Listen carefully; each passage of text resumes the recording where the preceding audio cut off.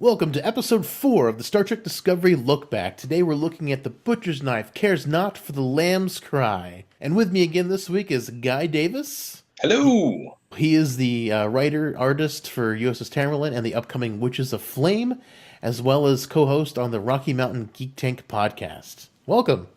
Well, thank you. Thank you for having me again. Good to have you again. It's always good talking Star Trek with you. And, you probably heard him if you're a fan of the Synthaholics podcast. He just popped up quite a few times there. Yes. Once or twice.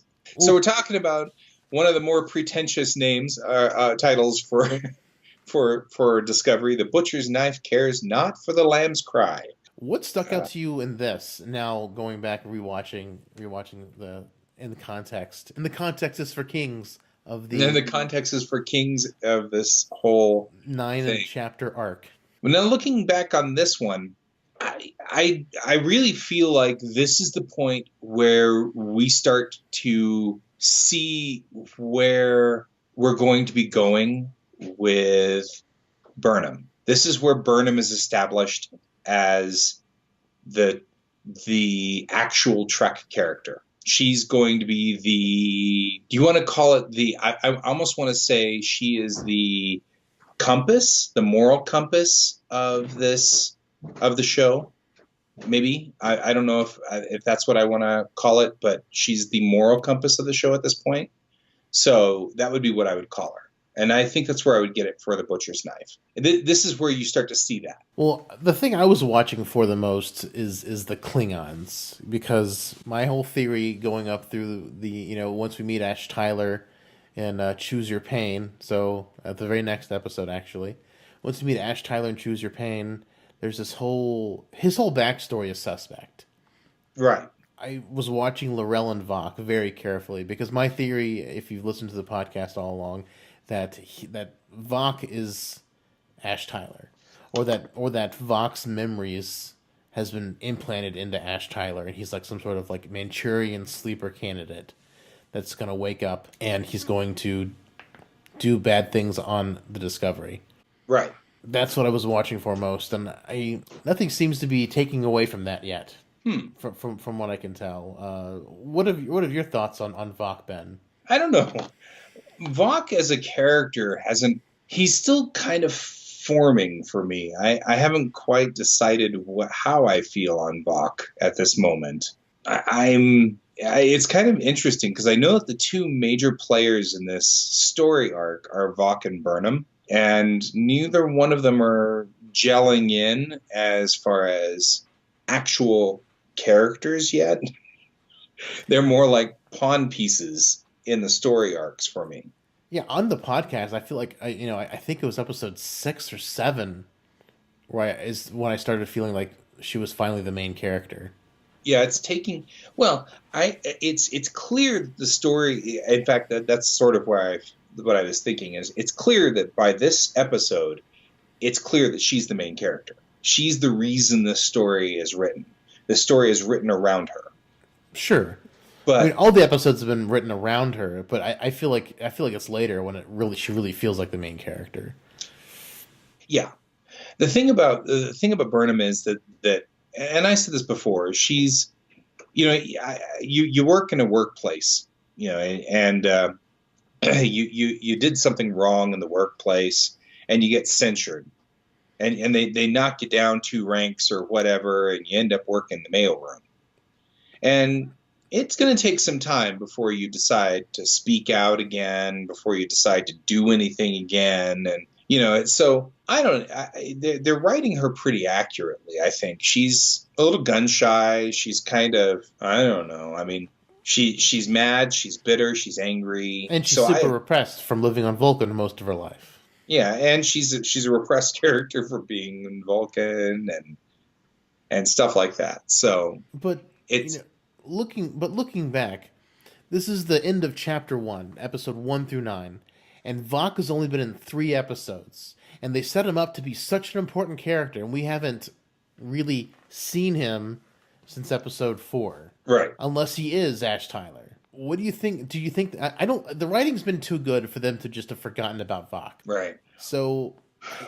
Or am I just overestimating his importance? Is Vok I just don't not, know. or is Vok just not important? This is another one of those where the social media is spoiling it for me. Everybody has been whining about Vok being Ash Tyler, that if it ends up being that Vok is Ash Tyler, I'm going to be all annoyed, you know, because everybody's been making jokes about it, and I'm kind of aggravated about that because actually looking into it, that wouldn't be a bad thing. It actually would be kind of a cool twist to the story. It would be kind of neat. I mean, I honestly think if Ash Tyler is not a Vok, or not some kind of Klingon plant, that would be the biggest twist at this point because everyone's calling it. Right. Everybody's calling it. What I think would be the biggest twist to the whole thing would be that Vok is Ash, and Ash then calls for to be defects, and then becomes. That would be a twist if Vok were to defect. If Ash is Vok and Vok defects, Yeah. If Vok turned into Ash and then defected, that'd be a twist. As in it was all like some kind of ruse to get him to defect. That'd just be an interesting. that would be. I never even thought of that. Yeah. But I can't imagine he would defect because he's so. Well, Laurel tried to defect. I mean, that was what she was after. I mean, she was talking to the Admiral about defecting. Admiral Cornwell. Yeah. No, but I understand she was talking to her about defecting, but that just reinforces my thought that Ash is Vok. Yeah. Because she said, I have nothing. I have no one to go to. There was somebody, but he's gone forever. Right. Gone forever. So he's not in the Klingon Empire. But the last time, at the very end of this episode, she says that she's going to send him to the House of Mokai, and he's going to have to give up everything. What's more than everything than giving up your face, your identity as a Klingon, and being stuck in a human's body? Well, and the House of Mokai is known for being like really subterfuge and creepy and like doing all kinds of like weird stuff. They've done it before in canon. Yeah. And So, like I said, these guys, they're the writers of this show, are really deep. So I wouldn't put it beyond them to have looked that up. So I feel like her wanting to defect is so she can go activate Vok, who's inside of Ash. Yeah. I feel like that was her motivation to defect. Well, that's sort of where we were, what it was looking like at the very end of the last episode of the season is sort of where we were. That's sort of the arc that it was looking like. So maybe that's where we were going. But again, it looks like it, but it's just I just don't know for over important making Vok more important than he really is. Yeah. And is he is he really a throwaway character, or is he really important? That's what I want to know. Or is he out there doing whatever it is that he was starting his rampage on, that they're alluding to in Deep Space Nine and Blood Oath? I mean, is he now? I mean, she sent him away. Is he now starting his rampage that they send Kor and Koloth? And I mean, is that what's going on now? Is this the beginning of that rampage? I don't know. I feel like he's trying. They talked at the end of this episode, The Butcher's Knife. They talk about how they're trying to win and unite the Klingon Empire. Right. That's not going to happen now. Yeah. Because we knew that at the end of this, because we've got that Cole pretty much just kicks Vok out. Yeah. So any hope that Vok had to follow T'Kuvma's plan to unite the Empire is not going to happen under Vok's plan. But or at least from Vok's point of view. In the story, at least that's not going to happen from Vok's point of view. Sure, then maybe not unite the Klingon Empire, but what Laurel and Vok are talking about on the Hulk of the Shinzo is they're talking about winning the war. And that we have to win the war our way. Which could be trying to do it in a terrorist sort of way. I mean, now you've boiled it down to sort of terroristic sort of war. Yeah, but nothing has come up about it again, and that's just. I just really want to know what's going on with Vok. I want to know if he's just a throwaway character or if he's really really super important to the plot, because it could go either way right now. Because if Ash Tyler is just Ash Tyler, and that to me that would be the biggest twist at the moment, because everyone's expecting him to not be Ash Tyler. or to be at least some kind of Klingon plant or something. Well, I feel like everybody's expecting Vok to be Ash Tyler, Mm-hmm. or Ash Tyler to be Vok, or whichever way you put it. And I mean, really, it wouldn't be that hard. Just give him the morphogenic virus, and poof, he's a human. Pretty much. That's sort of the. I mean, it's canon there, right there, and then. And Yeah, that would. we've got Arn Darvin too. Yeah, I mean, we would have all of that. It would all fit, and it would fit really well, and it would quiet all of the whiners about the Klingons. Absolutely. And it might even quiet them a little bit about Klingons not looking Klingon-ish or whatever. It's interesting. I always think about this. Nobody ever whines about the fact that the Romulans changed. I do. Okay, good. Thank you. I hate that they have a perma frown on their face. Yeah. And they evolved so much after... They evolved in 80 years. In 80 years. They evolved this pointless ridge that does nothing. It just makes them look like they have a permanent frown on their face. Just 80 years. Awful. Why would you do that? It was the worst decision they made in Next Gen, I think. I think so, too. It's somehow worse than Code of Honor. because this kept coming back, whereas Code of Honor didn't. Yeah. So, yeah, it's a thing. So, I don't know. The Klingon track of this story isn't engaging me as much. It just really isn't. That doesn't mean it's not engaging me. It's just not engaging me as much. Well, there's not as much of it, so it's harder. Yeah. I think the thing that's most interesting about this whole arc is some of the stuff that they were talking about that we've gotten from this point here is that we've gotten a little bit of a hint that they ate Captain Giorgio. Oh yeah, they peeled. I mean, that was an interesting statement, and I mean, obviously they're. Well, I mean, the Klingons always talk about they're hungry, taking the heart of their enemy and eating it. I mean, that's not new. That's not unheard of. But they also ate the rest of her because they're hungry. Yes. Yeah. I mean, that's part of. I think that was part of what they were talking about was that they're hungry. They're starving.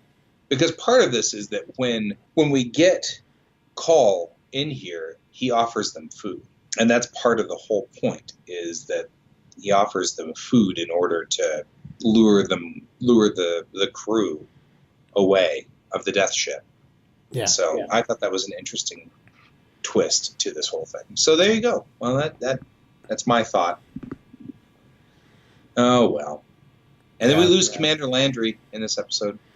Poor Commander Landry. She was gone too soon. This is one of the things that was making me think this is going to be a post Game of Thrones show. I'm actually surprised we lost Giorgio and Takuvma in the first episode. We lost Landry in this episode, and we lost Cole and most of the crew on the Ship of the Dead in the last episode. But I was expecting more deaths, honestly. I was expecting more deaths because I was expecting. You're feeling kind of let down. There aren't that many more deaths, huh?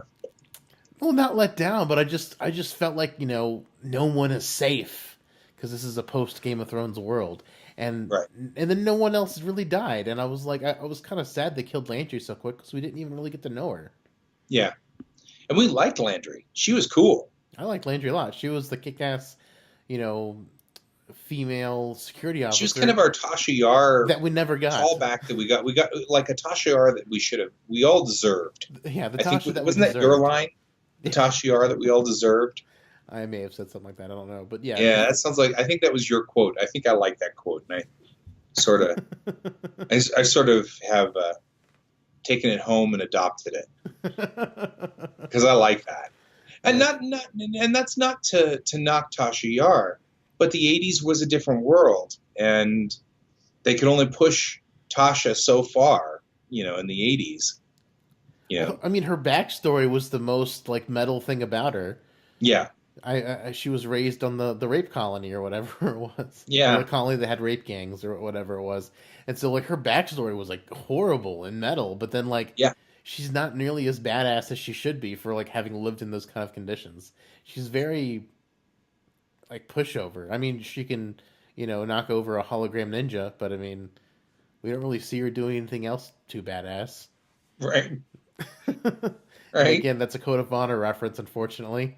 Right. But then we get Landry, who, first thing she says is like, looks like somebody brought in the garbage. It's like, okay, I like her. She's like, okay, we gotta like, looks like she's like an ex-Marine or something. I mean, she's like, I'm just gonna start just chewing on these people. Yeah, She might have been a Mako. yeah. I mean, she was pretty tough, and we lost her right off the bat. Yeah, And she killed the tardigrade, and the thing is, people said she was dumb, and I don't think she was dumb. She's got devotion to her captain. She doesn't want to let him down, and she already had let him down at the beginning of the episode because in that battle simulation, like she wasn't locking onto the Klingon bird of prey fast enough in the simulation, and whenever they get destroyed, she's like, "We'll try to do better," and Lorca's like, "It'll be hard to do worse." well, and I also think, and this is something that, this is another one of those things that that I think that another one of those that experience plays out a little bit better when you've been in a work environment with an employee or an employer like Lorca. And I have actually worked for people like Lorca, that aren't not killing people, obviously, but people who expect. He didn't kill his entire previous staff Well, at the maybe, previous place he worked. but you have people. I'm not saying nothing. You have people who expect really, really high expectations, higher than can actually be pulled off. And then gets really like plays mind games, for likes to play the mind games with you, like you get with Lorca when he does things like the playing the over the loudspeakers, all the people going "mommy, mommy" and all that stuff. That's mind games, and that's screwing with people. I Because love that's that. just. But that's and it works. So what you've got Landry, who is she just wants results because really this is all pressure on her. And so she's not stupid. It's not that she was stupid. I don't think That she was was stupid just either. high pressure.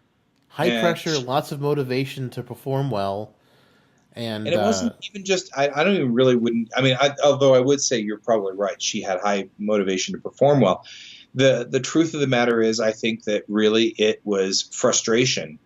Really, she brings the scientists on board, and what does the scientist do? The scientist starts screwing around, and all she wants is to learn how to destroy Klingon armor. And that's the mission. and Destroy Lorca takes Klingon an armor. immediate liking to her, Yeah. which is kind of disturbing to Landry because I saw an interview with Jason Isaacs and it said like he was kind of a ladies' man, and Yeah. it's kind of been suggested that they were dating or at least in some sort of relationship. Right. Because I mean, he even says it in the episode where he's like, "We're have a date tonight." Right. Yeah, Something like that. Yeah. So it seemed like they were in some sort of relationship based on what we've seen in the episode and what I've heard Jason Isaacs himself say in interviews. Yeah. And so you've got kind of this. Well, I don't know. I personally that would take a little bit of it away because my read on this was that she went down there to get this person to do this thing, and the person's not doing her job. You know what I mean? I just the way I read it was that she's not doing her job, so she goes down there and it's like, really, just do your job. You're not doing your job, but no buts. Look here, just do your job. She pulls out the gun, starts shooting at the tardigrade. You know what I mean? It's just kind of like that's that kind of thing. I can kind of see this being that was the way I read that scene. Mm-hmm. I read that scene as sort of the manager coming in and saying, "So, you figured out how to, have you written your report yet?" "Well, no, because the coffee maker was broken, and then I got a call from Argentina, and then just write the report. You know, that's the way I felt from that scene. Mm-hmm. And so it was just kind of like she took the computer and started writing the report. You know, Yeah, that, she wanted results because Lorca expects results because Lorca's a hard ass, and so is she. because Lorca's been sitting up there going, "Well, I wanted that report 15 minutes ago. What's your problem? What's the problem with your person? Why is that report not written?" And she didn't want to go to Lorca and say, "Well, she was thinking that the tardigrade she was having happy feels time with the creature, you know." And Lorca, because she knew what Lorca was going to say. That creature killed everybody on that ship, and she's having happy feels time. So she's anticipating what's going to happen between. If she goes back and reports that Burnham has been down there thinking that the tardigrade was like happy and fun. So she's like, no fun time with the tardigrade. We're gonna lock off his claws and study it. And we're past that time. And then she gets killed. Yeah. So I can that's the way I read that scene. I read that scene as a middle manager coming down here, seeing that her employee has not done what her employee was supposed to have done, and says, okay, I'm going to go in there and do what I can do, but I'm a security dude. So my skills are shoot it with a gun. And that's my skills. Yeah. So I'm going to shoot it with a gun. Mistake.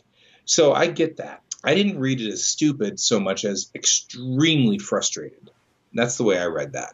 Well, and she also did it right after the message. So she was also emotionally compromised too by Lorca. Yeah. So there's lots of stuff playing into her decision. Like she knows Lorca, expects results. She's possibly in a romance with him, according to in canon and out of canon things. And and even if they're not in some kind of relationship, like she's dedicated to her captain is obvious. She's trying to make him happy in whatever way she can.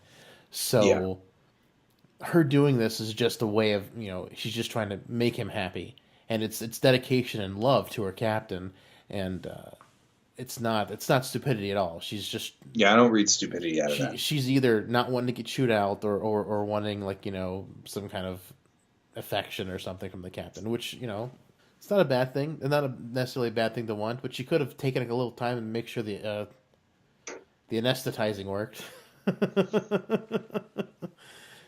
It didn't have to be 2 seconds. Burnham.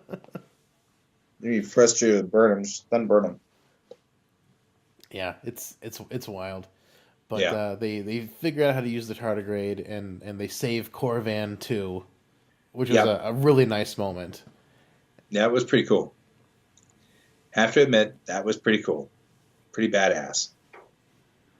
It was such a great scene. And they just let the ship get pummeled until they just warp spore drive out and let some torpedoes finish the job. I'm still not 100% sure what they did, but they did something cool.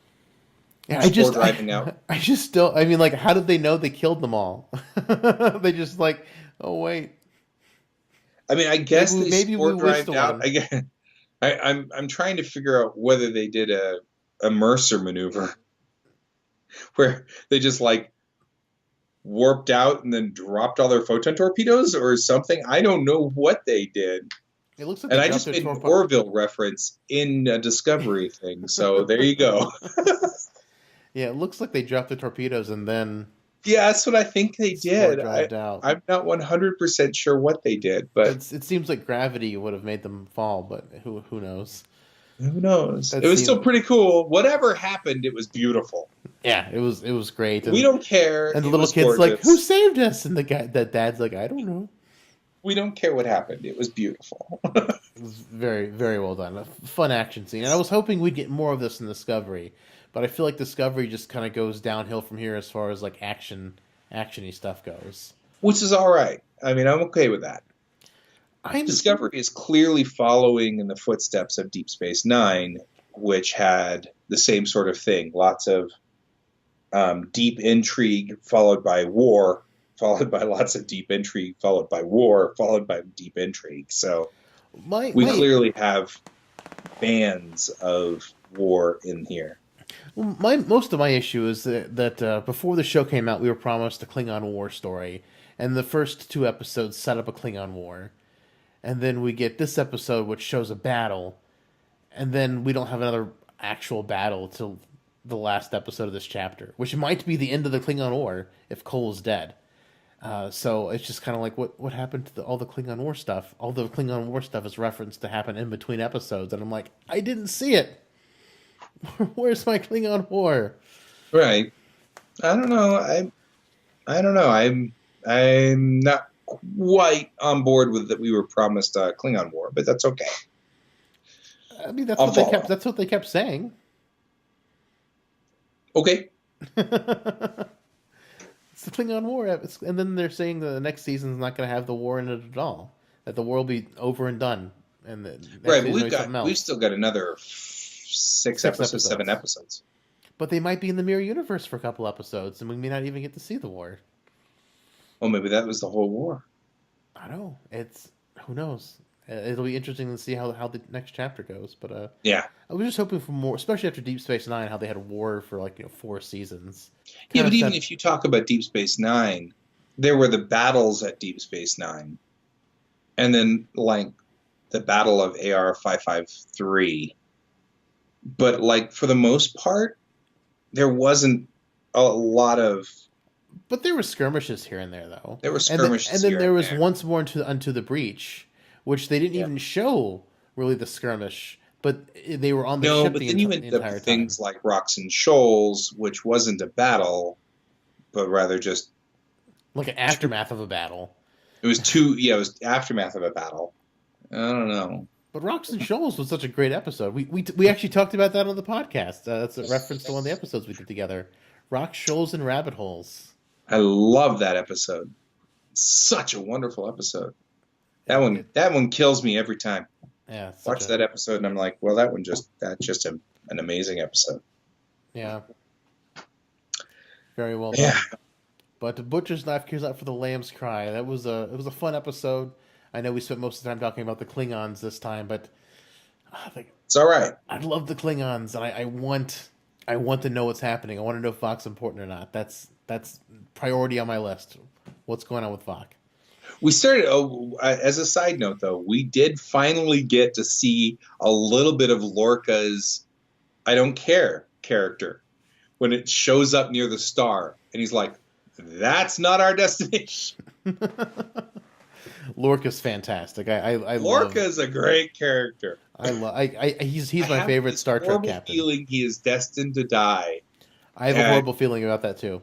And when he dies, I'm going to be so sad, but I'm going to be so happy because I know that's the end of his arc for his character.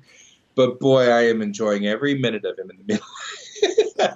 In the interim, I'm enjoying every minute of it. I actually think he's my favorite Star Trek captain because he's so unpredictable. Right. It's just beautiful. He's a beautiful character. He actually is. It would be hard to do worse. Hard to do worse. Absolutely. All right. Well, thank you for joining me, Guy. Where can we find you on the social medias? You can find me at GS Davis Art pretty much everywhere. You can find both my comics. One of my comics is at USSTamerlan.com, and the other one is at witchesofflame.com. You can find my other podcast at RockyMountainGeekTank.com. And that's pretty much it. And we are Synthaholics.com. You can find us on Twitter at Synthaholic Duo.